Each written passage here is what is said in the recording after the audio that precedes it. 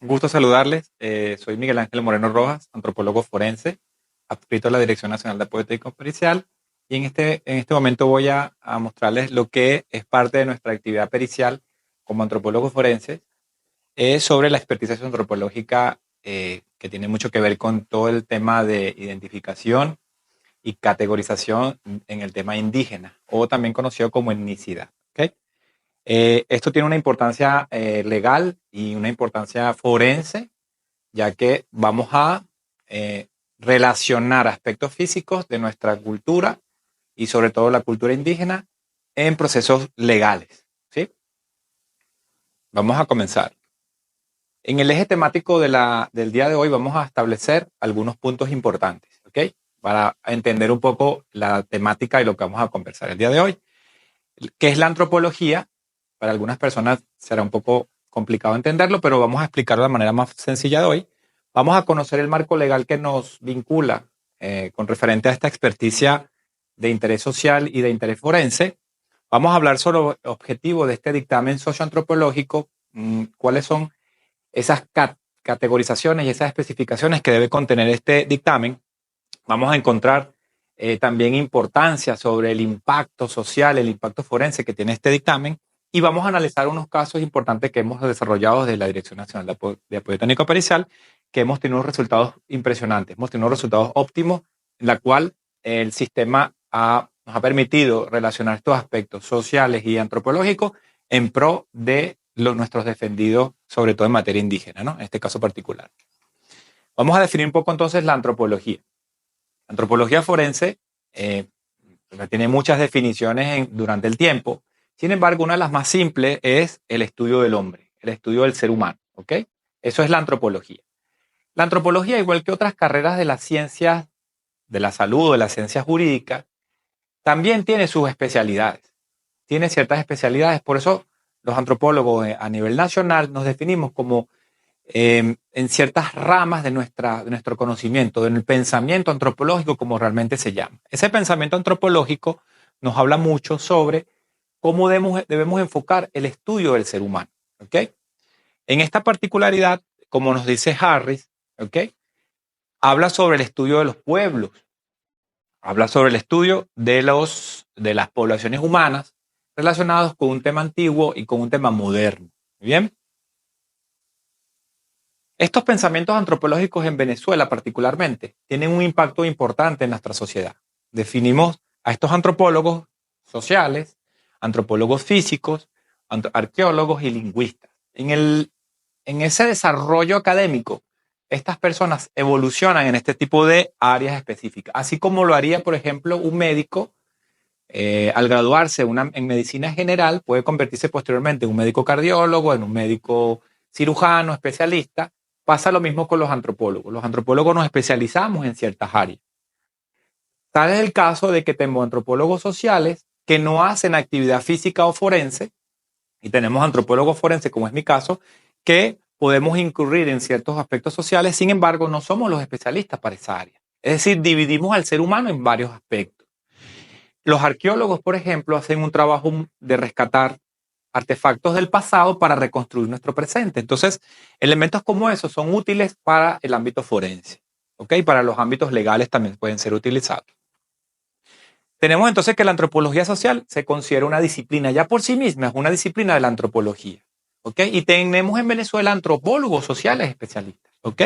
Que hacen el trabajo social, rescatar todo el tema de las comunidades, tanto indígenas como comunidades urbanas y rurales, en torno para entender y para comprender todo lo que es su dinámica, ¿ok? La dinámica social que los vincula. Mientras que un antropólogo físico, en el caso un poco diferente, estudia ya la anatomía humana. La anatomía tal como el desarrollo físico del ser humano, su crecimiento y desarrollo, sus condiciones evolutivas durante el tiempo, ¿ok? Términos que vamos a utilizar el día de hoy como somatología, que es nuestra piel, el estudio de la piel. Vamos a utilizar elementos también básicos como la somatometría, que es cómo medir el cuerpo.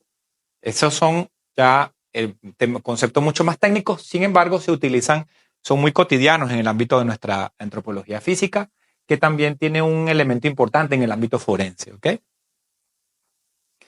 Dentro del marco legal tenemos entonces la Constitución de la República Bolivariana de Venezuela, como seguramente ya se ha explicado anteriormente. Tenemos entonces ahí un acápite de procesos, ¿ok? Digamos, de normativa que nos puede regularizar en el ámbito del dictamen pericial o que nos regulariza dentro del ámbito pericial, ¿ok? Que nos da forma jurídica a nuestro trabajo, a nuestro estudio dentro de la parte de la defensa pública, ¿ok? Tenemos entonces que ese artículo básicamente habla mucho sobre el 260, ¿ok? En el artículo de la Constitución, donde especifica básicamente estos elementos que podemos utilizar dentro del dictamen pericial como ese sustento legal, ese brazo ejecutor que nos permite a nosotros trabajar como profesionales en el área, como peritos, como profesionales forenses, para determinar ciertos aspectos, ¿ok? Hablamos también de la ley de pueblos indígenas o la ley orgánica de pueblos y comunidades indígenas, donde se expresa en el artículo 140 que debe existir un informe socioantropológico. Ya ahí lo nombra. No especifica claramente quién es la autoridad o quién es el ente que debe hacerlo. Solo indica que debe hacerlo un informe que debe estar a cargo del ejecutor de la política indígena del país o un profesional idóneo. Es decir, nos deja la libertad de traducir ciertos aspectos a los antropólogos, que somos los que realmente tenemos algún impacto o algún conocimiento sobre este fenómeno. Entonces nos deja la posibilidad de interactuar sobre estos procesos, es decir, sobre realizar pericia, realizar actividad pericial sobre estos procesos. Entonces no especifica claramente qué, pero habla de un profesional idóneo, ¿ok? Nos deja claramente quién puede ser. Entonces, directamente ya sobre el dictamen, lo importante del asunto, para que nuestros defensores en asuntos indígenas nos puedan entender en ese aspecto y digamos que podemos realizar un feedback mucho más asertivo sobre nuestra dinámica. ¿Qué quiere ese dictamen? ¿Qué buscamos nosotros con ese dictamen? Efectivamente, demostrar el sistema de administración de justicia, ¿ok? O nuestros canales regulares de justicia, que esa persona que se identifica como indígena, que se autorreconoce como indígena, efectivamente es un indígena. ¿Cómo se hace eso? A través de los métodos que les contaba anteriormente. La antropología social es un elemento importante en esta actividad pericial, ya que va a relacionar el contexto social, la cosmovisión y las cosmogonías de esa persona dentro de su comunidad. Es decir, queremos tener certeza de que esa persona tiene esa relación en la cual él indica, desde un punto de vista social. Y desde el punto de vista físico, en Venezuela tenemos ya algunos estudios que nos permiten correlacionar poblaciones indígenas de manera física, razón por la cual este dictamen socioantropológico, como se revela acá, es la unión de dos actividades, tanto social como física. Es decir, agrupamos dos aspectos importantes donde el antropólogo forense o el antropólogo social y el antropólogo físico van a unir un elemento científico para corroborar de manera exacta o de manera aproximada o de manera asertiva que esa persona realmente pertenece a una comunidad indígena venezolana. ¿Okay? Entonces, dentro de esas especificaciones, ¿okay? Tenemos que analizar ya desde el punto de vista social las tradiciones y costumbres. ¿Okay? Eso se hace a través de la antropología social. Es decir, podemos indicar si la persona que está privada de libertad en este momento, que es nuestro defendido, que está solicitando sea reconocido como indígena, ¿ok? La parte social o el elemento social va a contribuir a relacionarlo a él con su sociedad, con su comunidad indígena, ¿ok? Seguramente él lo va a decir y lo va a reiterar en varias oportunidades, pero parte del dictamen socioantropológico es comprobar efectivamente que lo que él dice es correcto, ¿ok?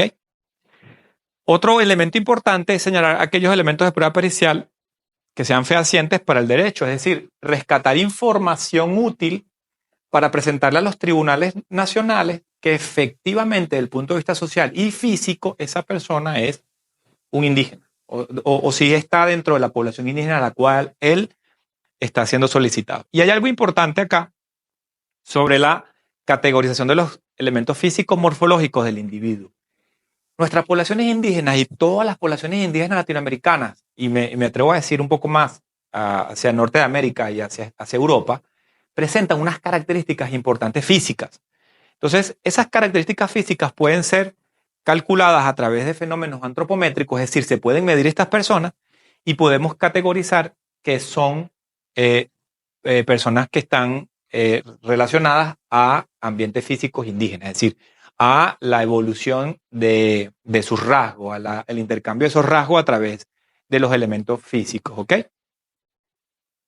Para ello, fíjense, bien importante esto y lo traigo a colación, nosotros no nos quedamos solamente con los estudios que tenemos de hace mucho tiempo, sino que actualmente Venezuela participa, los antropólogos estamos realizando estudios somatológicos, participamos en la elaboración de esta guía internacional. Esta guía internacional une países como Perú, Chile, Panamá, Ecuador y principalmente se va a unir dentro de muy poco Colombia. ¿Qué estamos haciendo con esta guía internacional? Ordenando los aspectos físicos humanos, es decir, a través de nuestros estudios del somatotipo o de las características físicas de las personas, estamos ordenando la sistematización de esos productos, es decir, ordenando cómo vamos a relacionar lo que estamos viendo con una descripción detallada. Y en esta primera guía que ya está, digamos, publicada con avales y ya tenemos nosotros como antropólogos una organización que ha ido creciendo, que es esta que está acá, que se llama FOXI, la cual ha organizado todos los que son los temas físicos, corporales de los seres humanos. Hemos organizado también elementos importantes. Y como primicia, la guía, la versión 2.0, que es la guía mejorada, ya está siendo elaborada por nosotros y estamos trabajando en este movimiento para que los nuevos estudios que hemos realizado durante varios años ya están reflejados en esta nueva guía. Es decir, hay cambios físicos que hemos establecido por el mestizaje que se ha ido generando durante los años, ¿ok? Y eso ya está plasmado dentro de esta guía de la versión 2.0. Lo que vamos a utilizar con esta guía es los patrones físicos que aquí se expresan para llevarlos a los estudios venezolanos, particularmente los estudios venezolanos, y particularmente sobre las poblaciones indígenas tenemos algunos datos importantes que vamos a utilizar en esta comparación. ¿Okay? ¿Qué debe contener entonces el dictamen socioantropológico? Evidentemente estamos trabajando con seres humanos y los seres humanos van a ser de alguna forma fotografiados, medidos. Necesitamos que se genere el consentimiento informado respectivo, como lo expresa la ley. Necesitamos que esa persona consienta o acceda a que nosotros podamos hacer el estudio. Hemos tenido casos donde los compañeros que están siendo investigados, están siendo, digamos, de alguna forma procesados por la justicia y son indígenas, no han querido firmar el consentimiento informado, no han querido consentir esa información o que nos permitan tomar esos datos, no han querido. Entonces se deja una constancia al tribunal indicándole que la persona no quiso ser fotografiada ni ser medida. Entonces ya el estudio evidentemente no tiene ahí razón. Las entrevistas con nuestros defendidos son importantísimas. Hace ya un tiempo, el año pasado, tuvimos alrededor de 22, 23 defendidos que estaban solicitando esta medida, es decir, esa declinatoria de competencia, que pasar de la justicia ordinaria, como se conoce, a la justicia indígena, porque ellos tienen dentro de sus atribuciones una ley que les garantiza a ellos que sean sancionados por el delito que cometieron. Entonces, ellos solicitan la declinatoria de competencia a través de nuestro defensor público y el defensor público ahí toca un trabajo bien interesante en recabar datos importantes si efectivamente son indígenas, no son indígenas, si tienen comunidades activas, si las comunidades han desaparecido, porque es un fenómeno que hemos encontrado durante el tiempo, que las comunidades se han sido desplazadas hacia otros lugares o han fallecido algunos de los líderes legítimos o los consejos de ancianos también han fallecido lamentablemente y no hay el que supla la necesidad. Entonces, esos casos nos hemos encontrado en el territorio, por lo cual hemos hecho algunos estudios para develar esas situaciones. ¿Ok? Cuando hablamos de autoridades legítimas ancestrales, hablamos de esa autoridad que está presente en esa comunidad que va a tomar la decisión de aceptar a la persona que está siendo investigada por la justicia ordinaria. Una vez que el informe determine que es un indígena, pues el tribunal, lo más lógico es que el tribunal decida declinar la competencia a su líder indígena. Entonces, se transfiere la información para acá, ¿ok? Registro de aspectos culturales son importantes para nosotros, es decir, que nuestro defendido indígena nos diga efectivamente dónde está la localidad, cuál es su comunidad, cómo se llama su líder legítimo, si no hay un líder legítimo específico, cuál es digamos, la autoridad que ejerce la función de control en su comunidad. Tenemos que hacer registro videográfico, tenemos almacenado información videográfica de cada uno de ellos. Digamos que como elemento forense es útil para nuestros trabajos. Las evaluaciones somatológicas y somatométricas al defendido, ¿sí? Puede ser durante la cárcel, como pasó en ese momento en Guasina, en la cárcel en Delta Macuro, pues ahí se tomaron las medidas dentro del penal, ellos se colocaron con una vestimenta específica, le hicimos todo un registro completo, ¿ok? Se va a analizar se va a recolectar esa información, se va a analizar y al final se va a redactar un dictamen socioantropológico, que es lo que realmente estamos buscando, ¿ok? ¿Cuál es la importancia entonces de este dictamen? Permite conocer de manera holística tanto a los pueblos y comunidades indígenas de acuerdo a lo establecido en el Código, en la Constitución de la República, ¿ok? Se ofrece conocimiento sobre el entorno de estos sujetos que están siendo investigados o que están siendo procesados, sobre sus costumbres, ¿sí? Sobre su actividad indígena, propiamente dicha, cuáles son esas costumbres que ellos tienen, cuáles son esas normas que ellos tienen, que son diferentes a nuestras comunidades, a nuestras normas ordinarias, ¿ok?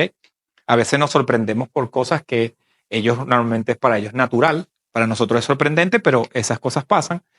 Este informe de la competencia socioantropológica, digamos que habla sobre la transferencia a la jurisprudencia especial indígena, que es el que va a tomar la decisión a la larga de cuáles son las sanciones que va a cometer, que va a aplicar sobre el sujeto, si llegara a confirmarse todo este dictamen.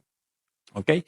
Y en la materia de identificación forense, posibilita la categorización de tipo morfológico de indígena venezolano. Además de hacer un dictamen pericial que lo solicita un tribunal, ¿ok?